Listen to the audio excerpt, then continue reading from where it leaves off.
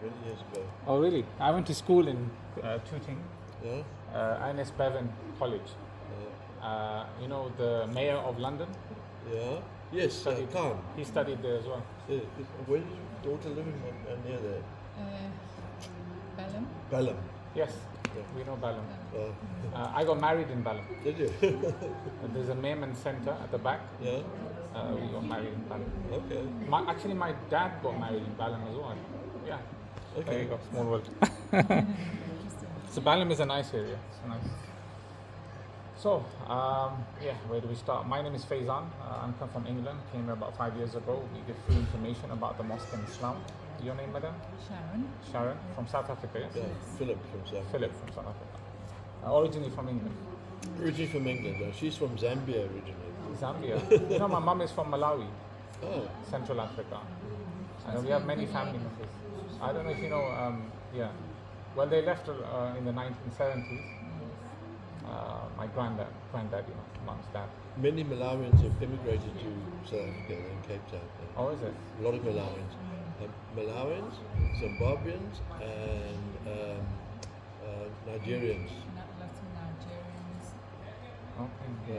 Well, it's to do something to do with safety or something like that we heard last. Well, they Job work. basically job. There's no work in Zimbabwe. There's no work in Malawi. So they all come to Cape Town. But it causes a problem, same as you in the UK. Because the locals don't like it. Don't like the immigrants because They're they cheaper think it's labour. It's taking their job away. Yeah. I mean, in England, for example, look, I'm an accountant, but as soon as I qualified, there were so many foreigners coming in working for cheaper. There was no point me being an accountant anymore, so I left it. You know? We get about 3 to 4 million. There's 5 million Malawians and Zimbabweans into South Africa. Oh wow. There's no work there. I mean, it's same with healthcare. So many of my friends who became doctors, they've gone to Australia or some other country where they can make more money, because the doctors in England don't get paid that much. Yeah, Because they're on strike all the time now. Yeah. Not only the strike, but they're getting foreigners from India and these other countries which are more cheaper labor, and they give them a bit less rights, and you know. So yeah. So they're using all the doctors that they've trained. Yeah. So the local ones are now going abroad. My daughter lives in Australia. Oh, is it? Very sad. Yeah, funny. All over the world. It's just, you know, And financially. your whole family's here now, is it? Yeah, my wife, children. How many children you got? I have 4. Or boys and girls? 2 boys, 2 girls. A nice match, huh? Yeah. Lucky. Expensive. It's I'm not worried about the money part. It's more the stress. It's a lot of stress, you know, a lot of responsibilities. And they're growing up in a very different environment. They are to the one we were. Yeah. I mean, we're trying to keep them away from phones. Yes. So, for example, in England, it's more of an indoor lifestyle. In Turkey, you get to go out more. The weather's nicer. Yeah. So you feel like you want to go out more. Yeah. And there's a lot more things to see here. Yes. I was looking forward to move it back if you like. I can cross my legs as well. So yeah, I mean, we moved here for many reasons: health, financially. It's more cheaper here. Our bills are like 20% of what you pay in the UK. 20%. Yeah, literally That's divided by significant. 5. Council tax probably 100 times cheaper. Yeah. We pay like like say $4 or $5. You understand dollars, you understand some pounds. But yeah, it's much cheaper. Food is a similar price, but fruit and veg is like half the price. Yeah. Yes, and it's really good. Yeah, And the combination's cheaper as well. everything, and it's safe, much safer than England. Is it? Oh yeah, definitely. England's not safe anymore, is it? I mean, I wouldn't be. I have to be careful sending my wife out or children out, especially during certain times. In London? Yes, London. So for example, my local park, there's stabbings there sometimes. Here and there. But here, we've never heard of crime before. They don't even know what crime is. They don't even know what Wonderful is stealing is, you know. Wow. Beautiful. So eh? it's very, very safe. Look, I left my shoes out and I said, oh, someone may steal them, but they won't steal them. In certain countries, yes, but in Turkey, we don't have that. Wow, that's lovely to hear.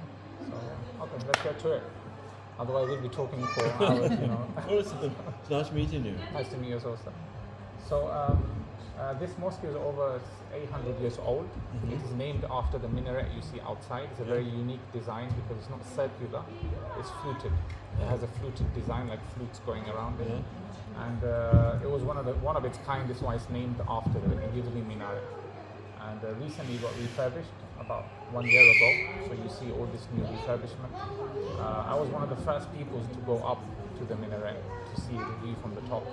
So in the olden days, they used to do the call to prayer. Now, because of electricity, you don't need to go up the 99 steps. Just a loudspeaker. Yeah, just loudspeakers. From here. Yeah. So down there is the Roman aqueduct. They discovered that in the past 100 years. And there used to be a hammam up there. The water used to come down to heat and cool the mosque. Many of the mosques in Antalya are over 200 years older than the mosques in Istanbul. Wow. So they're even more older here. This For is example, 700, huh? 7 to 800 years. So you know the most famous building in Turkey? The most famous? The Blue Mosque, isn't it? No, the one opposite. Is it opposite? Kaptak. Kaptaki. No, that's Topkapi Palace. That's the Palace. palace. But one of the oldest buildings in Turkey and the most controversial is the Hagia Sophia. It used to be a Roman temple, then it became a church, then it became a mosque. So actually we have a similar one here. That The is big one there. no, not this one. I'll show you the Google Maps of it if you want. And it's only 5-6 minutes walk away. It used to, but it's free. In Turkey, in Istanbul, you have to pay for it. Over here, it's free. And this is older. It's an older Roman temple than even the one there. Yeah. So if you want to go, you can. Many of the mosques, I don't know, we like to ask you a question normally. What is there that you thought you would see in the mosque, but you didn't see? That you normally see in a church, you see in a temple, but in a mosque it is forbidden. Well, normally you. Icons. Yes. Icons. No photos, no images, no statues, no faces. This is forbidden in Islam because when we pray to God, we must pray only to God. There should be no distractions of any human beings or even any prophets. When it comes to God, we don't know what God looks like. So we can't put God in any shape, in any gender, in any color. God is beyond all of these things. In Islam, similar to other religions, we believe God is the most merciful, the all-powerful, the all-seeing, the all-hearing, in full control of the universe. And we believe God is one. There's nobody like God. God has We no believe parents. in the universe as well. Important. God created the universe. So God says actually in the Quran that verily in the creation of the heavens and the earth and the alteration of night and day, there are signs for people of understanding. So the universe is there to make us discover God, to discover the greatness of God, the amazingness of God. So other religions similar, we believe God is the most merciful, the all-powerful, the all-seeing, the all-hearing, in full control of the universe. So this is the belief in one God. In Islam there are 6 articles of faith. If you accept this, you become Muslim. So be careful. Number 2 is the belief in all of the prophets. Do you know who was the first prophet in Islam? Muhammad? Your final answer? Anything. The first prophet. First prophet. No? Okay, give up. So soon. So Muhammad was the last prophet in Islam. Oh. The first prophet was Adam. Adam. You know, same story, you know the story of Adam and Eve. Yeah. Ate from the tree, shouldn't have eaten. The only difference is we don't blame them for this. We believe this was God's plan to teach humans about sin, teach humans about forgiveness, to teach humans about Satan. Satan will try to deceive us and make the world a bad place. The other difference is we don't inherit the sin from Adam and Eve. We believe we are born pure. Like in Christianity, they say you are born sinful. So from Adam and Eve came Noah with the boat. From Noah came Abraham. Abraham is the one who made the black house in Mecca. All the Muslims pray in that direction. You can see the building is not originally a mosque because the building faces that way, but we pray slightly towards the Is left. that the same Noah as the boat? Yes, yes. Yeah. Same story. Same Some story. say Noah's boat is in eastern Turkey Okay. and it's been hidden. Okay. No comment. So for Abraham built this black house, so we pray in that direction. So it's always towards that black house. Yeah. Is that right? Yeah. No matter where you are in the world. Yeah. Which is Mecca. Makkah.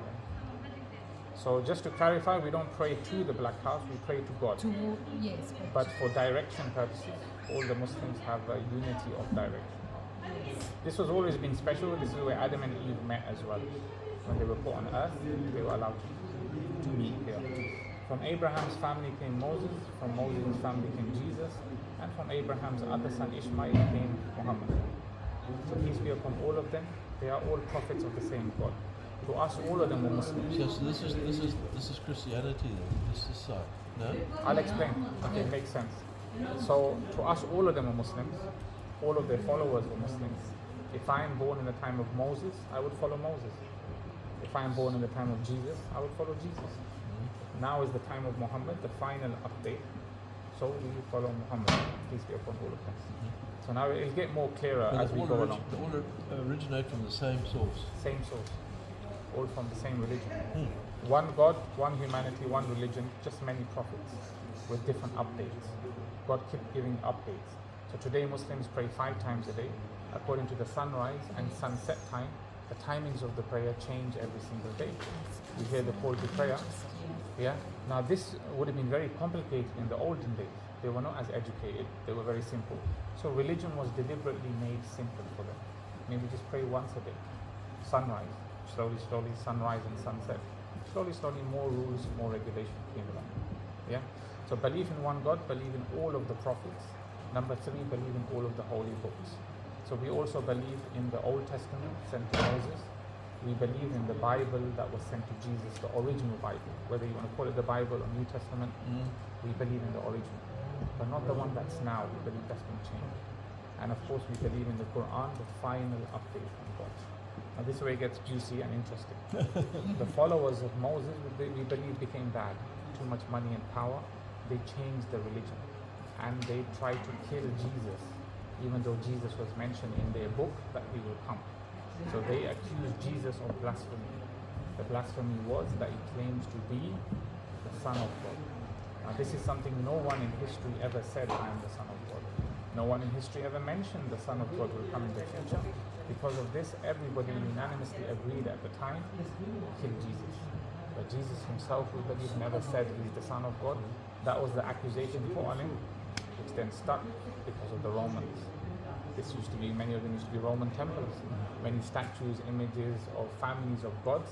Similar to the Greek mythology, they believed in families of gods. Father, son, mother, daughter gods.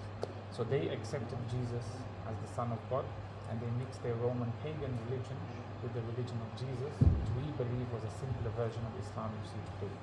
When this got mixed together, this became Christianity. That's why you have photos, images, statues, and many pagan rituals. For example, the Christmas tree. If you Google it, where does that come from? Roman paganism. So if you go Christmas to the, tree? yes.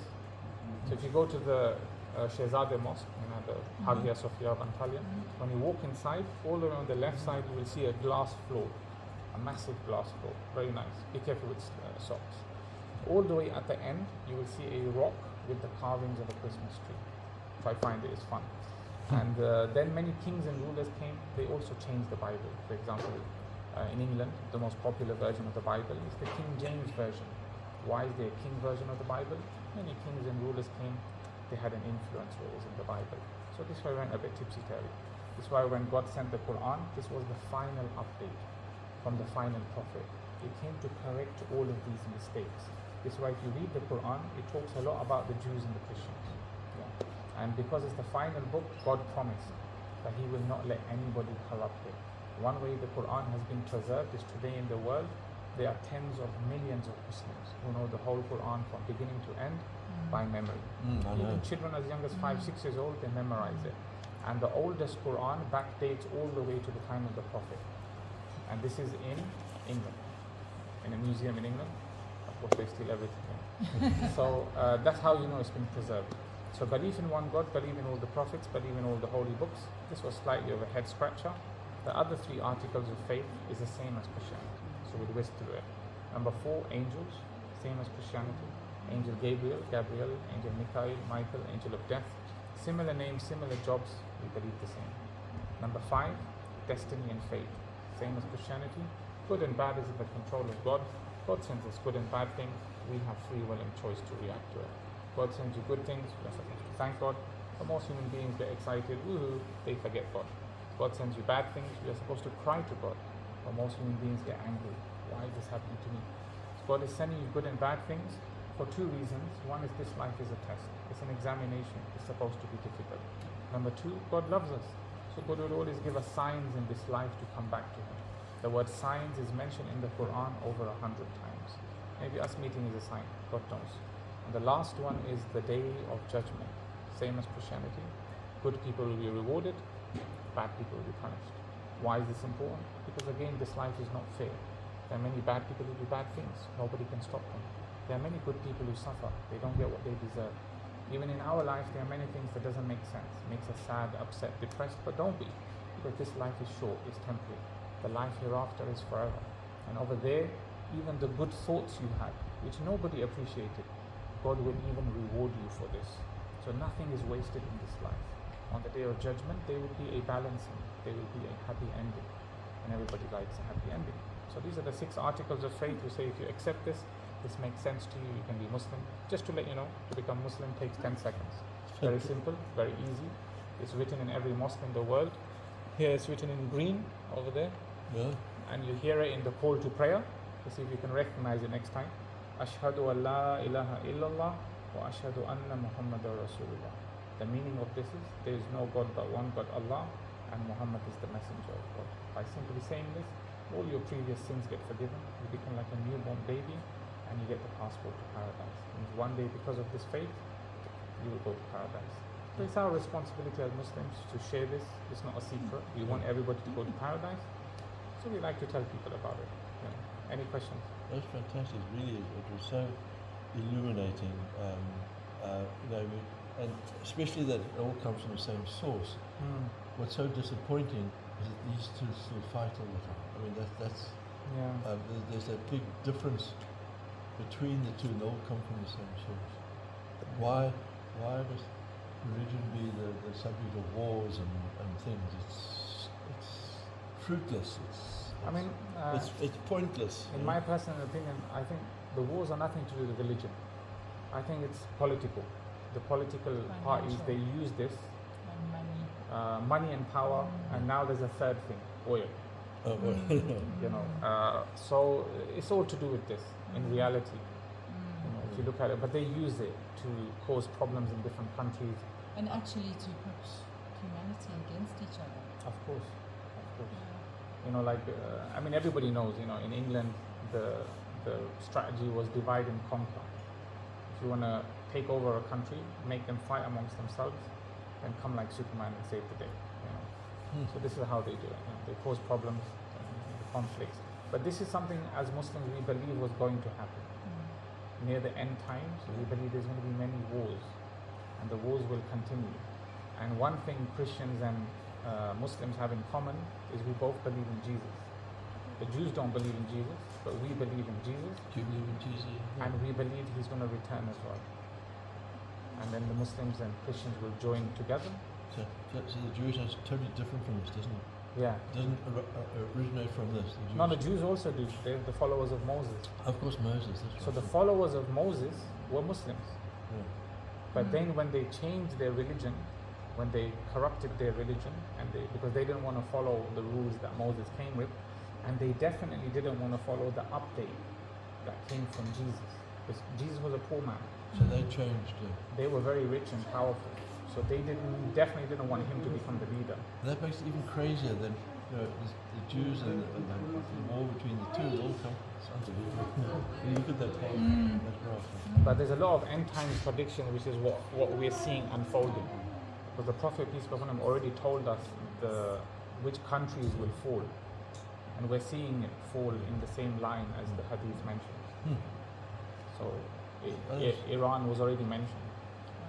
In those days it was called like Persia. That was fascinating, thank you. What do you do normally for a living?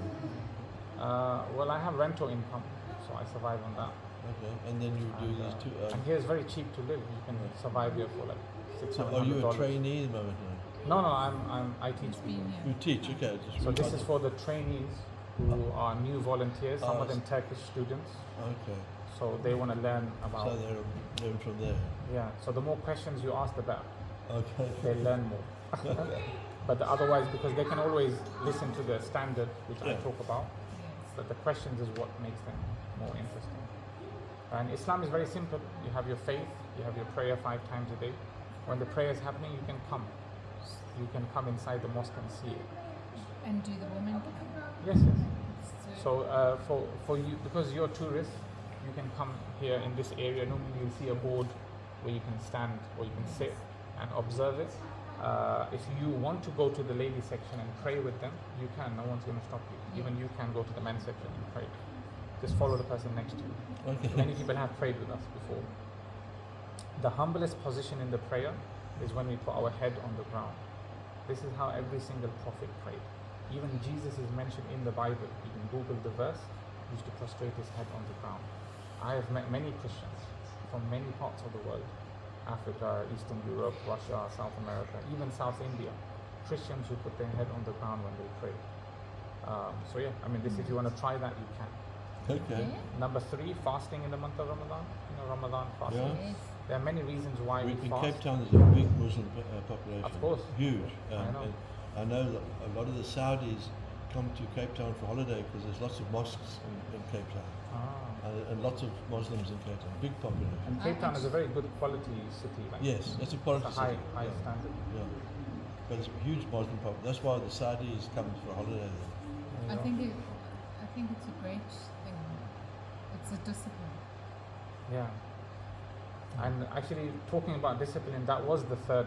Oh, You know, I was going to talk about it. The fasting, there are many reasons why we fast. Good for our mind, our body, our soul. We sacrifice for God. Good for the environment. We eat less. Millions of health benefits.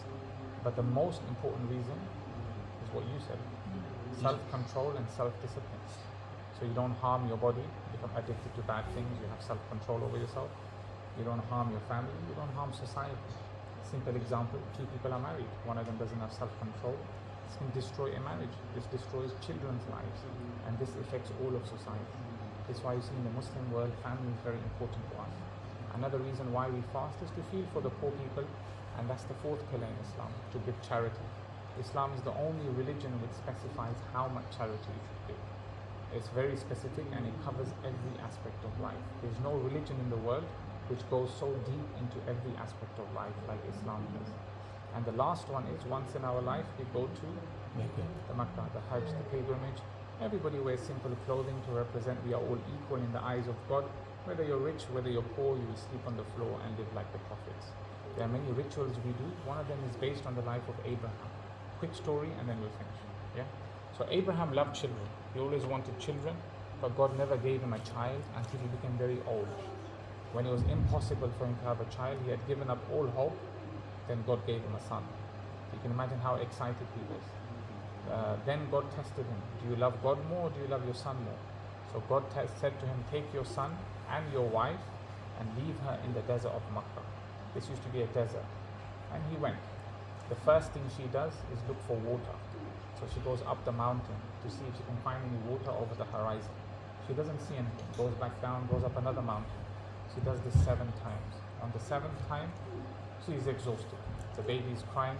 There's no milk to give to the baby. And in this frustration, she turned towards God.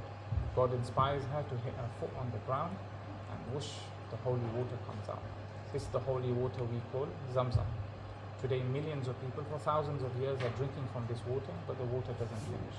Because of this water, Saudi Arabia exists. Otherwise, no one wanted to live in this barren land. No empires wanted to even conquer it. Then Abraham was told, you can come back, the test is finished, and your examination is over, you can build this house. And the Muslims would pray in this direction. Then he did the first call to prayer. Allahu Akbar, Allahu Akbar. He did it in the desert. He said to God, why am I doing this? There's nobody here. Who's going to hear me? Who's going to come?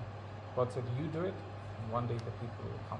And today you see millions of people throughout the year. They come for the small pilgrimage, the big pilgrimage, and every pilgrim must go up and down the mountain 7 times in the footsteps of the wife of Abraham. Oh. So I thought just go round and round that. That's another ritual. Oh, okay. This is another ritual. So there are many rituals we do to remember the different prophets. To remember we are all from the same family of Adam and Eve, and we are all from the same God. So that's our religion in a nutshell. We try to share this with people. And the Qurans are all free. You can take a free copy of the Quran. I've got a copy of the Quran at home. Oh, you've got it. And if you want a copy of this, we can give you a small leaflet if you want as well. Yeah, I'd have a leaflet of that. I like that. Yeah. Any other questions about Islam you always wondered? I would love to know why the women have to Yeah. cover their faces. No worries. It's recording. So there's many angles. Can I to tell you this. the story I was told? Yeah, go on. Because I did some You work. might teach me something. No, I did some work in Saudi Arabia. I used to in Riyadh and Daman, and I was told not by Arabs, but by other people that the more beautiful a woman is, the man doesn't want other men to covet her, so make sure she covers her. So, but if she's not so beautiful, then she can expose her whole face. So it was. The man didn't want another man to covet his wife. That's what I heard. Okay, so that is their opinion. Islamically, that's not the answer. Okay. I'm Islamically, interested, yeah. the general answer is, and I'll give you breakdowns of it, is because God says. Simply because God said, commands it. Why does God command us to wash our hands, our face, our limbs, even though we may be clean? We might have just had a bath. Because God says. You know, so in the same way, there are many reasons why women cover. It actually comes from the previous prophet. So it comes from Jesus. You know, Jesus' mother Mary has a whole chapter dedicated to her in the Quran. So the whole chapter is dedicated to her name. And if you look at any representation of her anywhere in earth, You're she's right. always covered with the hijab or some sort of scarf. Yeah. So this is what it is, and the Quran does specify that a woman should cover certain parts of her body, but mostly it's out to interpretation. That's why different people have different opinions. Now, no man is ever allowed to tell his woman what to wear. That is her choice. I thought the men told the women. No, because the Quran says, and remember the Quran is the law book of Islam. The Quran says there is no compulsion in religion. You cannot force someone to do something. The reason I chose Turkey, to move to Turkey, is because here they don't force anybody to do anything. Everybody has their choice. People willingly do it. So everybody feels comfortable. When they do it for God. They're not doing it because someone is going to tell them off or someone's going to look at them in a bad way. It's not like in Saudi with the religious police. Yes. They walk around the shopping centre to make sure you go to prayer. Yeah, so that's different. See, because we don't have religious police you here. can't force people to do anything. So for example, look, Saudi, a prime example, about 10 years ago, women were not allowed to drive, right? I was working there 20 years ago. Well, there you go. So in your time. They weren't allowed to drive, they weren't allowed to work in the office, they weren't allowed to do anything. So how come they allowed now? Did the religion change or government change? Government changed. There you go. So government got more liberal. Yeah, so that's the thing, because the religion doesn't impose anything on anybody. You know? So again, that's even when someone becomes a Muslim, no one's going to tell you have to do this or you have to do that. That's your choice. Example, many people become Muslim, they take many years before they pray. So if she became Muslim, she decided not to wear. Of course. Yeah. I mean, we had, for example, Irish people who came. They said, we're all right becoming a Muslim, it all makes sense to me, but we're not going to stop our alcohol. We need to drink. So we said, no problem, you can be Muslim, keep drinking. Oh. You know, we believe that Irish can't not drink. Yes, as your faith increases, you will slowly develop the faith strong enough to stop. You understand? Yeah. Okay. That may take time, it may take education, but no one's going to chase after you. Like for example, whoever becomes Muslim in our mosques here, we offer them our contact details. If they want our help and assistance, we give them assistance and help. If they don't, it is up to them. Some people take many years before they even pray. I was in Istanbul, Suleymaniye Mosque, and there was a guy sitting in the corner. So as normal, I approached him. He said, I'm already Muslim. I said, okay. So he asked me, can you teach me how to pray? He became Muslim 1 year ago. And now he's ready to pray. He prayed with me and my son. And said, that's it, I want to do this more often now. So it takes time, you know. No one can impose anything on you. And it takes time when you become a new Muslim. You need your own space and time. Some people become Muslim, they don't even tell anyone. They don't even tell their own family members because they're not ready yet. When they're ready, they will say They it. come out. Yeah. Because the faith has to increase. The first level of when you say this 10-second line, it is the acceptance. You have accepted Islam. You have not believed. Acceptance is it makes sense to you, you're accepting it. It makes sense. But belief, the Quran says, comes after, where the belief goes into the heart. And that takes more learning and more practice. Slowly, you know. Geez, fantastic. Yes, you've given us a lot of insight. Thank you. A lot of thing for thought. Yep. Yes. Think it through here. Yes. Is it possible to get I'll give you that leaflet, yeah. a leaflet, please? That's incredible. Thank you again. Much appreciate that. Now we have to try and get up. If you show me your Google Maps, I'll show you the other mosque. That one is the Your most map? amazing. Where's your map? Hello. Your on your map. Because you like paper.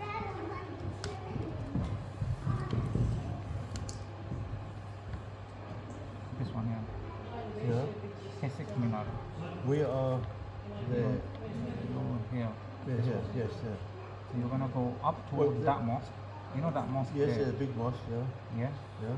You're gonna try to take this road Yeah. all the way straight, and then just try stay towards the left side. And then Well, I think rather. or you could go to Hadrian's Gate. Yes. If you walk across Hadrian's Gate, Yes. it's literally just a I straight. know that's right. exactly where it is. Yeah. I've noted it. Thank you. So Hadrian's Gate, when you Yes. enter Hadrian's Gate, it's literally Absolutely. just straight all the way. Yes. Thank you. I live opposite Hadrian's Gate. Oh, do you? Whenever someone accepts Over the Islam, main. yeah, my balcony overlooks Hadrian's Gate Oh. and it overlooks the sea, the mountains, the beach, Konyalki Beach. Very Wow. nice. So when someone accepts Islam, we let them to my house. Really? That's wonderful. Very nice. I'm sure that you have given A lot of thought. a lot, yes. Given us a lot. It's my pleasure. May God guide us all. Amen. Thank you. And you get the leaflet there. Yeah, that's one good. Thank you. Huh? Yeah, all free. I have a problem, I have too much money. That's my issue. Thank you. Well, you're doing good. And if you want to take a picture of this is my QR code. If you have any questions while reading the Quran or if you have any other questions, even in Antalya, this connects to my WhatsApp. So, WhatsApp. Just take a picture Yes. for later. Thank you. Yes. Thank you very much. Nice to meet you. Nice to meet you, madam. Thank you. Take care. You can take pictures if you need or anything. That's fine.